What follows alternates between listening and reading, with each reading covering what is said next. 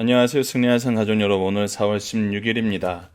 저희들이 이제 4장의 마지막 부분, 사마리아 지역에서 마지막 부분이 진행되고, 내일은 또 가나안으로 돌아가셔서 있던 일에 대해서 마무리가 됩니다. 그리고 저희들 말씀드렸다시피 내일은 1부와 2부로 구성되어 있습니다. 1부에서는 내일 해당되는 말씀을 한번 묵상을 할 것이고요.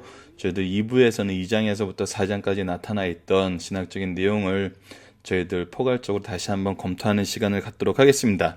여러분들이 이미 잘 알고 계시다시피 저희 승리하는 삶은 박효일 목사님, 발행이신 박효일 목사님의 구속사로 조망한 성경 연속 강해집 요한복음 1권으로 편집이 되어 있습니다. 필요하신 분은 아래 연락처로 구입 문의를 해주시기 부탁드립니다.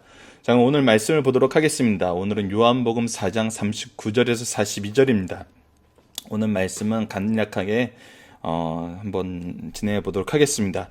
자, 사마리아 수가성에 많은 사람이 예수를 믿게 되었다. 자, 우리 1장에서의 내용과 한번 연결해서 생각해 보면 좋을 것 같아요. 저희들 예수님을 만나게 되었던 다음의 행동들, 또 세례 요한의 증언을 받고 난 다음에 제자들의 모습이 지금 다시 사마리아에서 나타나고 있습니다.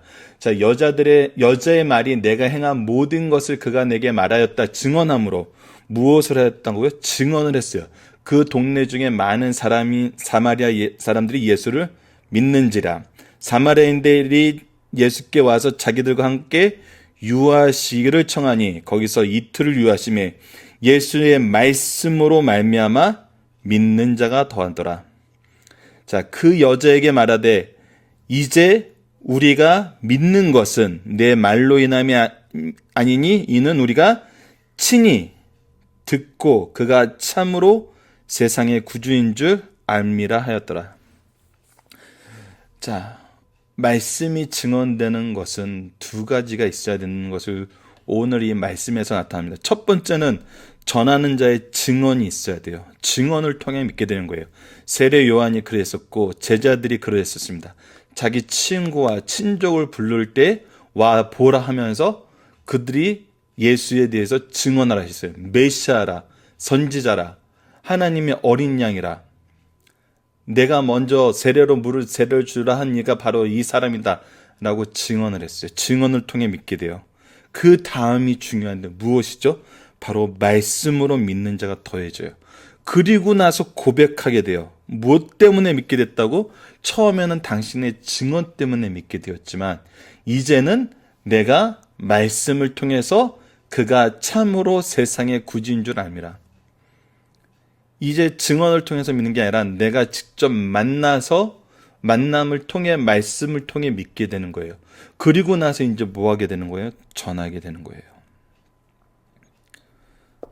자, 저는 구조를 통해서 가장 감명 깊게 느꼈던 부분은 바로 유하기를 청하였다는 이 부분이었다고 한번 말씀을 드렸었죠. 왜냐하면 유대인들에게서 나타났던 모습이 바로 유하기를 청했던 모습이 나타나지가 않아요. 그래서 구조를 통해서 참 재밌는 건 뭐냐면요, 어떤 일정한 내용의 반복이 되는데 그 반복된 내용과 달랐던 부분이 나타나요. 그 얘기는 뭐예요? 그 다른 부분이 특별한 메시지를 우리에게 전하는 거예요. 바로 이 부분이거든요. 함께 유하기를 청했다. 세례 요한의 제자들이 예수님을 찾아가서 예수님이 그들에게 너희들이 원하는 것이 무엇이냐 했을 때 예수님이 어디 계십니까? Where are you stay? 였어요. stay, 어디에 머무십니까? 라는 것은 무슨 뜻이었어요? 그분과 함께 머물고 싶다는 거였어요.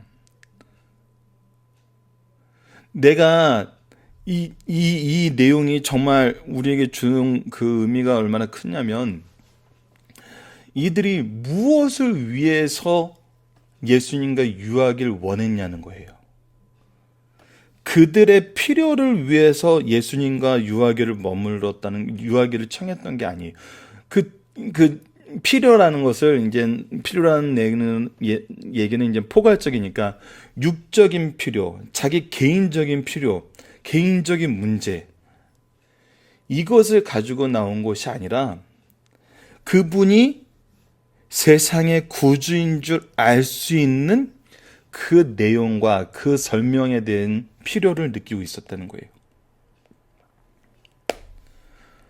자, 이거는 우리에게 정말 주는 교훈이 굉장히 큽니다. 사마리아 여인과 이 예수님과의 관계에서도 보듯이 우리가 또 이 말씀을 통해서 볼 수 있는 거 뭐냐면 우리 교회의 모습이에요. 처음에 사마리아 여인은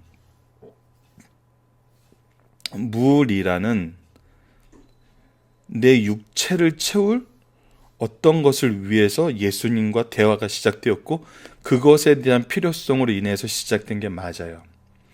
하지만 그 여인이 궁극적으로 얻고자 했던 해답은 뭐였어요? 바로 영적인 예배였어요. 예배는 뭐였어요? 하나님과의 교제의 회복이었어요. 하나님과의 회복이 모든 것을 우리에게 온전하게 해주는 유일한 기름을 알게 된다는 거예요. 알고 있었다는 거예요. 자, 이 부분이 지금 더 직접적으로 한번 얘기를 해보겠습니다. 현대 교회가 교인들을 교회에 데리고 와서 무엇을 해주길 원하죠? 각종 프로그램을 만들어요. 심리상담 프로그램, 어버이 학교, 어머니 학교, 자식 교육, 뭐 이렇게 재무 상담, 5만 가지 프로그램들을 만들어서 그것들에 대한 필요와 또 그 부분에 재능 있는 사람들의 봉사로 교회가 확장되어 가는 것을 많이들 경험해요. 그런데 우리는 그래서 반대적으로 생각했을 때 이런 것이 채워져야지 교회가 된다고 생각을 해서 이런 것을 채우는데 엄청나게 노력을 해요. 하지만 무엇에 대한 노력은 안 해요? 예수님 말씀에 대한 노력을 안 해요. 여러분, 역으로 한번 짚어서 보겠습니다. 내일 다시 한번 총정리 시간에 보겠지만 유대인들 어땠어요? 유대인들은 이 반대되는 입장이었어요. 그들이 예수님을 알고 하나님을 믿는다 하지만 그들의 각자의 필요성과 각자의 주장에 의해서 예수님이 받아들이지 않았었어요. 우리가 이런 세상적인 부분의 욕구를 계속 채워가려고 그러고 그 부분을 채워주려고 했을 때는 결국은 교회는 뭐 하는 곳이 돼요? 유대인들의 모습에서 보여줬던 것처럼 각자의 필요가 채워지지 않으면 예수님을 거부하는 집단이 되는 거예요. 하지만 오늘 여기서 나타났던 것은 세상의 구주인 줄 발견하게 되는 거예요. 우리가 전도를 할 때, 말씀을 전할 때, 말씀이 확장될 때 겁내지 말고 우리가 정말 확신을 가질 수 있는 단 한 가지가 있다면 예수님이 세상의 구주인 것을 알렸을 때 그 예수님을 받아들였을 때만 온전한 구속의 역사가 일어난다는 거예요.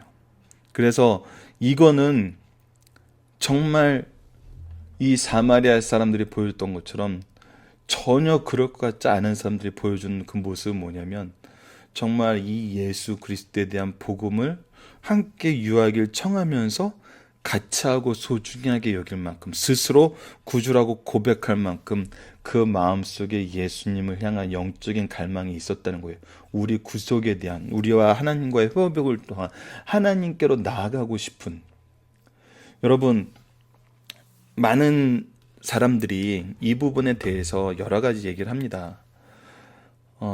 현대 사회가 물질 만능주의, 황금 만능주의, 성공 지상주의 얘기를 하는데 그래서 더 이상 신을 필요로 하지 않는 사람 상태라고 하는데 많은 학자들의 연구와 이 부분에 대해서 강하게 반론을 제기하는 분들의 얘기는 뭐냐면 오히려 신은 없다 그러고 신은 더 이상 필요한 존재가 아니라고 얘기하는 사람들은 오히려 그 영적인 부분에 더욱더 신에 민감한 영향을 가지고 있다는 거예요. 오히려 이 신에 대해서 무관심한 사람들은 아예 이거에 대해서 거론조차 안 한다는 거예요. 오히려 그런 사람들이 힘들지 오히려 하나님에 대해서 신앙에 대해서 믿음에 대해서 반론을 가지고 또 공격적인 사람들은 오히려 그 부분에 대해서 영적으로 더 민감하고 더 영적인 필요를 표출하는 사람이라는 거죠. 그래서 그런 사람들에게 복음이 온전하게 들어갈 때 우리의 참된 증언과 예수 그리스도의 말씀이 들어갈 때 그들은 하나님을 발견하고 예수 그리스도를 세상의 구주로 받아들이게 된다는 거죠. 오히려 무관심한 사람이 더 힘들다는 거예요. 하지만 우리가 정서적으로 볼 때는 무관심한 사람은 교회 오면서 그리스도에 대해서 무관심하고 예배에 대해서 무관심하고 말씀에 대해서 무관심한 사람은 괜찮은 사람들을 보고, 오히려 적대적인 사람은 오히려 정말 싸워야 될 대상으로 보고 그들을 핍박하는 경우가 많은데, 우리가 정말 이 사마리아 말씀을 통해서 깨달아야 되는 것은 먼저는 우리의 모습이에요. 우리의 모습. 우리가 교회에서 사람들에게 무엇을 주려고 하는지. 2장에서 4장까지 나타난 모습은 예수 그리스도, 예수님, 메시아, 예수님 모든 단계에 드러나는 건 오직 예수님이었어요. 하지만 우리는 계속 다른 것을 주려고 그래요. 또 다른 것을 원하는 사람들을 끌어들여서 그들의 필요를 어떻게든 채워주려고 그래요. 근데 결과는 항상 뭐였냐면, 이미 한국 교회에서도 지금 지난 수십 년 동안 나타났던 건 뭐냐면, 교회가 하나님, 예수님의 말씀 외에, 예수님 외에 다른 걸 주려고 했을 때 언뜻 보면 이게 효과가 있는 것 같아요. 그것 때문에 사람들이 오는 것 같아요. 여기 오면 말씀도 있고 자신들의 필요도 충족시킬 수 있어서 와요. 근데 우리가 정말 예수님을 앞장세우지 않으면 어떤 일이 발생하냐면, 예수님이 없음으로 인해서 그들이 떠나게 돼요. 왜? 우리가 주려고 하는 세상 모든 것들은 교회 외에서 줄 수 있는 데가 너무 많고 우리보다 더 잘 준다 이거예요.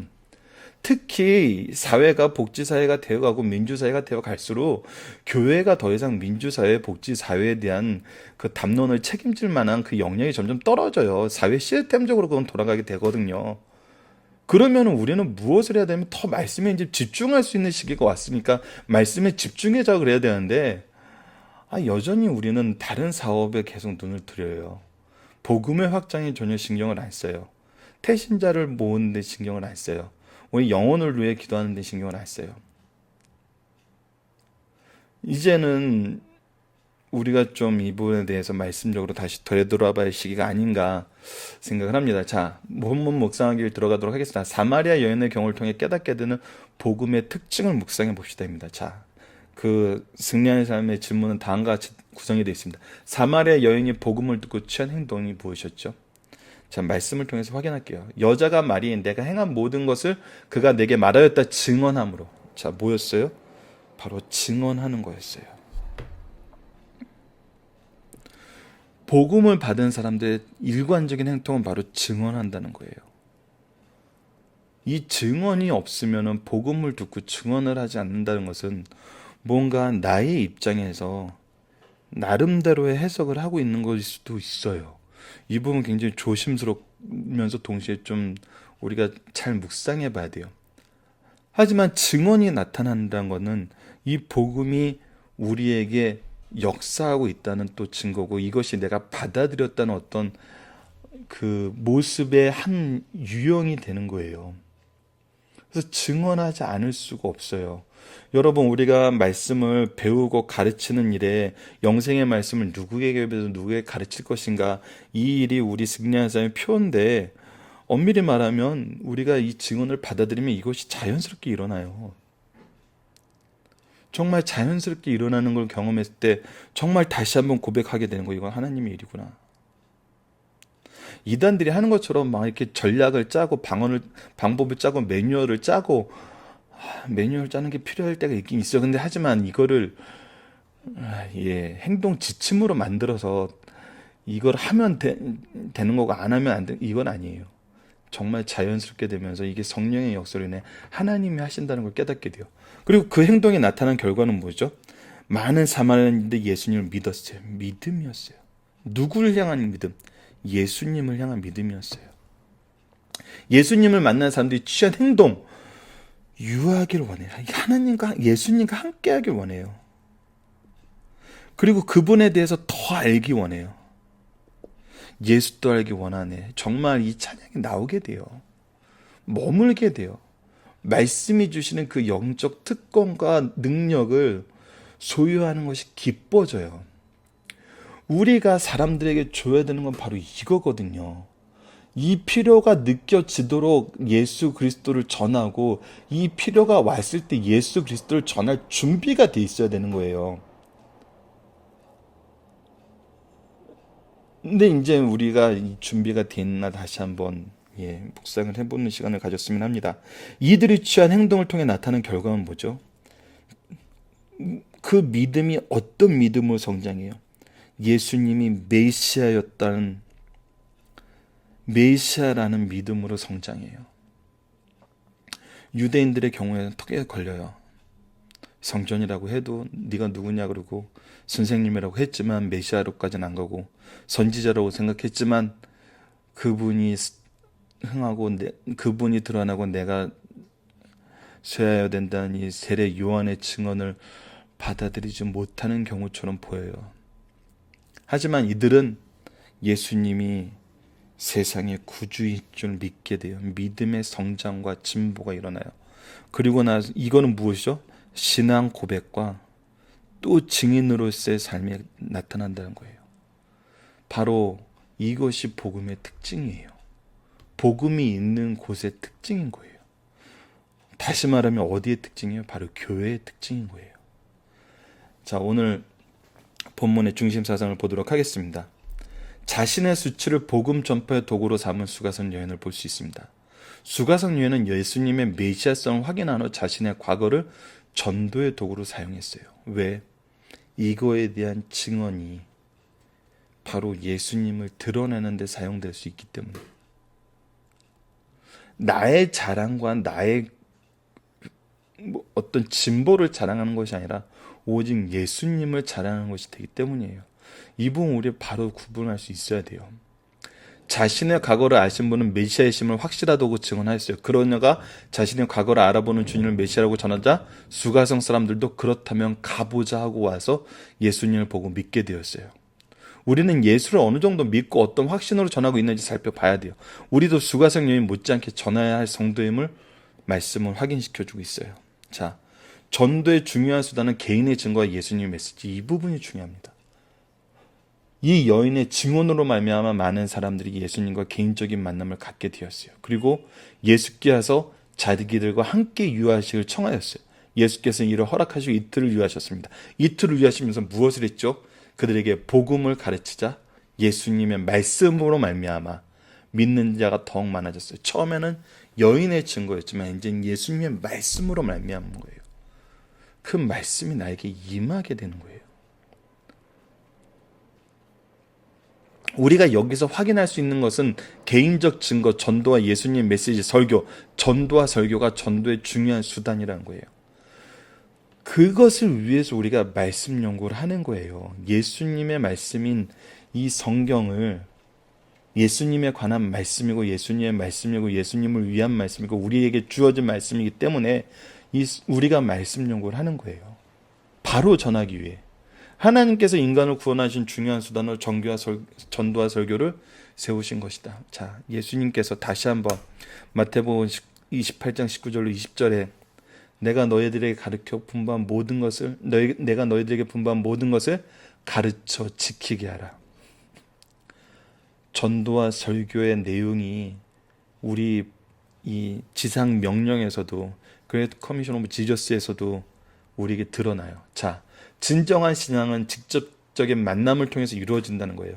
남의 증언에 기초한 신앙은 단지 간접적일 뿐이에요. 그럴 수 있다라고 생각할 수 있어요. 하지만 참 신앙은 자기 자신의 체험과 예수님의 만남으로 확신할 수 있게 돼요. 왜? 나에게 역사하시는 하나님을 볼 수 있는 신앙이 생기거든요. 오늘도 동일해요. 처음에는 이웃의 증언을 통해 예수께 교회에 나오게 돼요. 나와서는 예수의 교훈을 직접 듣게 돼요. 이게 중요해요. 우리가 그들의 필요를 채워주는 게 아니라 예수 그리스도가 그 안에 들어가서 하나님과의 교제가 회복되면 그들이 성장해요. 그렇지 않으면 우리는 계속 이 사람들에게 복음은 안 주고 딴 것만 주는 거예요. 딴 것만. 아이들이 자꾸 초콜릿 먹고 싶어요. 햄버거 먹고 싶어요. 피자 먹고 싶어요. 치킨 먹고 싶어요. 그러면 여러분들 계속 그것만 주세요? 교회도 아니라고요. 교회도 영어도 가르쳐 주세요. 찬양도 가르쳐 주세요. 이런 봉사도 하는 거, 봉사의 대상도 되고 싶어요. 먹을 것도 채워주세요. 물론 그게 중요해요. 하지만 그것만 주는 것이 아니에요. 그것이 중요한 것이 아니라고요. 예수 그리스도를 전해야 돼요. 도대체 한 번도 주일날 와서 예수 그리스도에 대화를 하고 나가지도 예수 그리스도에 대해서 한 번도 대화를 안 하고 교회에서 정말 돌아가는 사람들에게 우리가 그들에게 무엇을 줬는지, 무엇을 주고 있는지 우리 지금 스스로 다시 자문을 해봐야 된다는 거예요. 자, 들어보면 예수의 교훈은 이는 그 가르치는 것이 권위 있는 자와 같고 그들의 서기관 같지 아니함이라란가 같이 예수님의 말씀을 있는 그대로 전할 때 오히려 하나님의 능력이 나타나요. 우리가 다른 거를 하기 위해 말씀을 차용하는 거랑 말씀을 있는 그대로 전하는 거랑 해보면 다른 게 나타나요. 달라요. 그래서 말씀이 있는 그대로 전하는 거예요. 이거의 가장 좋은 방법이 정말 연속 강해 설교예요. 말씀을 처음부터 끝까지 있는 그대로 소개하는 거예요.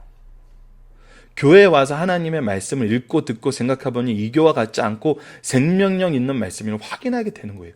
말씀을 가까이 되면 확인하게 돼요. 우리가 아이들에게 정말 무엇을 주기 위해서 아이들이 나와주는 거 너무 고마워요. 나와주는 거 고맙기 때문에 아이들이 원하는 걸 주고 싶어요. 하지만 그 전에 말씀을 줘야 돼요. 예수 그리스도를 소개해야 돼요. 그래서 그들이 예수님을 만나게 해야 돼요. 중동부 교사를 전도사 사역을 시작하면서 많은 시간은 아니었지만 부모님과 통하면서 느끼는 거는 교회에서 이거를 해주길 원해요. 왜요? 부모님들은 그 방법을 모를 수 있어요. 그리고 이제 아이들이 생활적으로 시기적으로 부모님과 대화 자체가 안 되고 과거의 어떤 사건으로 인해서 부모님에 대해서 편견을 가질 수 있어요. 특히 부모님이 전해주는 신앙에 대해서 편견을 가질 수 있어요. 그래서 많은 분들이 이 부분에 대해서 교회에서 인도해 주길 원해요.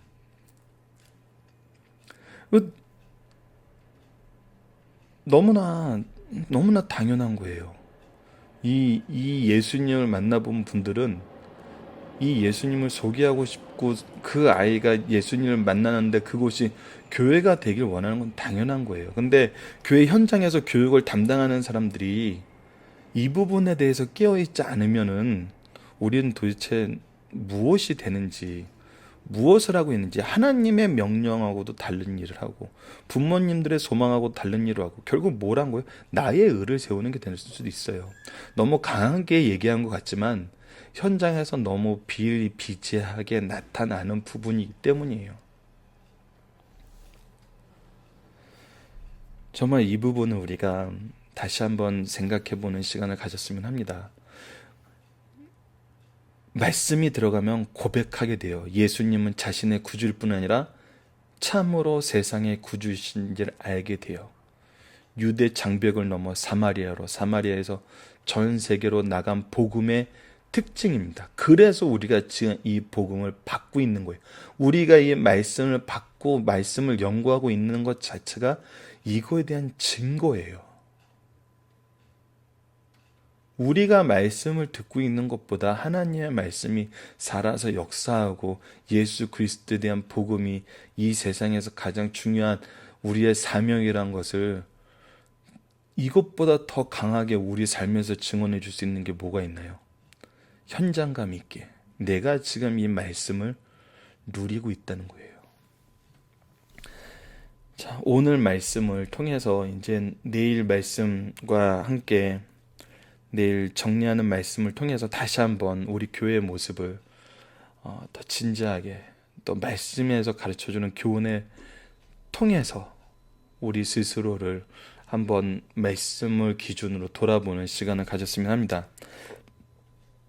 그리고 오늘 참 슬픈 날입니다. 4월 16일 이 부분에 대해서 언급하고지 않고는 참 힘든 날이죠. 저희들 이 사회가 1년이 지났는데 참 많은 고통받는 사람들이 여전히 있습니다. 저는 이 부분에 대해서 어떻게 좋은 말을 하거나 좋은 어떤 바른 길로 인도할 만한 그런 능력이 없어요. 하지만 저희들이 나누고 싶은 말씀은 있습니다. 우선 로마서 12장 15절 말씀입니다. 즐거워하는 자들과 함께 즐거워하고 우는 자들과 함께 울라. 로마서 11장까지 예수 그리스도에 대해서 소개한 다음에 모든 것이 하나님께로부터 시작하고 하나님께로 말미암고 하나님께로 돌아간다는 그 선언 이후에 성도들에 대한 생활을, 성도들에 대한 성도들의 진짜로서의 삶의 모습을 보여준 게 바로 12장이었는데, 그때 나타나는 정말 중심된 말씀 중에 하나입니다. 즐거워하는 자들과 함께 즐거워하고 우는 자들과 함께 울라. 저는 이것을 비판하고도 싶지 않고 비판할 내용도 아니고, 여전히 이 부분에 대해서 슬퍼하는 자들이 있으면은 함께 슬퍼해 줘야 되는 게 아닌가라는 생각을 합니다. 슬픈 일은 슬픈 일로 받아들일 수 있는 것, 또 기뻐할 땐 함께 기뻐할 수 있는 것, 이거는 굉장히 쉬운 것 같지만 어려워요. 왜? 죄가 나를 주장하면은 나는 그들에 대해서 보는 게 내 기준으로 보게 되거든요. 하지만 정말 슬퍼할 일에 대해서는 우리가 함께 슬퍼하며 울어줄 수 있는 그런 마음이 오늘 하루는 정말 우리 가슴 속에 남아 있었으면 합니다. 그리고 나서 저희들 예전에 2012년도에 미가서를 한번 봤었어요. 미가서를 통해서 우리가 느끼게 된 것은, 그때 제가 같이 공부하는 분들과 함께 모임에서 나눴던 것은, 대의민주주의에 대한 굉장히 큰 무게감이었어요. 민주주의에서는 우리 사회 지도자를, 정치적인 지도자는 우리의 투표를 통해서 뽑거든요. 근데 미가서에 나타난 악한 지도자들의 모습이 3장에 나타나는데 잠깐 볼까요? 내가 또 이르노니 야곱의 우두머리들과 이스라엘 족속의 통치자들은 들으라. 정의를 아는 것이 너희에게 본분이 아니냐. 너희가 선을 미워하고 악을 기뻐하며 백성의 가죽을 벗기고 그 뼈에서 살을 뜯어 그들의 살을 먹으며 그 가죽을 벗기며 그 뼈를 꺾어 다지기를 냄비와 속 가운데 담은 고기처럼 하는도다. 자, 우리의 지도자들은 어떤 지도자들이어야 되냐면 정의를 행하고 선을 행하고 백성을 돌볼 줄 알아야 되는 지도자들이었어요. 하지만 미가서에 나타난 지도자들은 정의를 행하긴커녕 악을 행하고 백성을 돌보기 위한 그 백성을 뜯어먹었어요. 그들을 돌볼 생각은 전혀 없었어요. 근데 민주주의가 참 무섭다고 생각되는 게 뭐냐면, 그런 자들을 뽑은 게 누구예요? 바로 나라는 거였어요. 내 손으로 뽑은 사람들이 그런 일을 행하는데 지금 동조하는 자들이 있다는 거거든요. 그렇다면 이거는 누구의 책임인가요? 나의 책임이 될 수 있다는 거예요. 이게 민주주의의 참 무서운 부분이더라고요. 그래서 우리가 정말 제가 감히 말씀드리고 싶은 거는, 우리가 우는 자들이 있으면 같이 울어주어야 됩니다. 그리고 우리가 앞으로 지도자를 뽑을 때 정의와 성과 백성을 돌보는, 특히 성경에서 전통적으로 얘기하는 과부와 고아들을 돌볼 줄 아는, 정말 돌보지 않으면 넘어지고 죽을 수밖에 없는 자들을 돌보는 그런 지도자가 성경적으로 옳은 지도자가 아닌가. 그래서 우리가 투표를 할 때는 그 기준을 먼저 생각해야 되는 것이 아닌가 생각을 합니다. 3장 15절은 더합니다. 그들의 우두머리들은 내모를 위하여 재판하며 그들의 제사장들은 싹스를 위하여 교훈하며 그들의 선지자는 돈을 위하여 점을 치면서도 여호와를 의뢰하며 이르기를 여호와께서 우리 중에 계시지 아니하냐, 재앙이 우리에게 임하지 아니하리라 하는도다. 더 이상 이 말씀에 대한 묵상은 각자 묵상으로 남겨두고, 저희들이 교회에서 해야 되는 일과 또 이 사회에서 나타나는 모습을 통해서 기도해야 될 제목이 무엇인지는 우리가 더 깊이 깨닫는 하루가 되길 원합니다. 그래서 오늘 하루 정말 슬픈 자들을 위로할 수 있는 하루가 되시고, 우리가 기도해야 될 제목이 이 위정자들을 위해서 기도하고 우리가 스스로 어떤 기준을 가지고 이 세상을 살아나가야 되는지, 우리가 가지고 있는 이 소중한 권리이면서 의무인 이 선거를 어떻게 행해야 되는지, 이거 선거 기간에 참 재밌는 건 미가서 말씀을 우리가 선거 기간에 상고하게 됐다면 오히려 굉장히 교회가 정치적인 면으로 너무 해석을 할 수도 있어서 위험한데, 항상 하나님께서는 이 말씀을 보게 할 때는 정치적인 이슈가 굉장히 거리가 있을 때 이 말씀을 주시더라고요. 그 얘기는 뭐예요? 우리가 미리 준비하란 거죠. 말씀 안에서 우리가 행해야 될 이 의무이면서 권리를 어떻게 행해야 되는지 미리 묵상하고, 미리 어떤 사람이 좋은지 기도로서 준비하라는 거죠. 그래서 이 일을 위해서 기도하는 승리하는 삶 가족 여러분들 되시길 원합니다. 말씀을 기초로 기도하기를 통해서 마치겠습니다. 하나님, 사마리아 여인을 통해서 우리에게 말씀을 어떻게 전해야 함을 가르쳐 주셔서 감사합니다.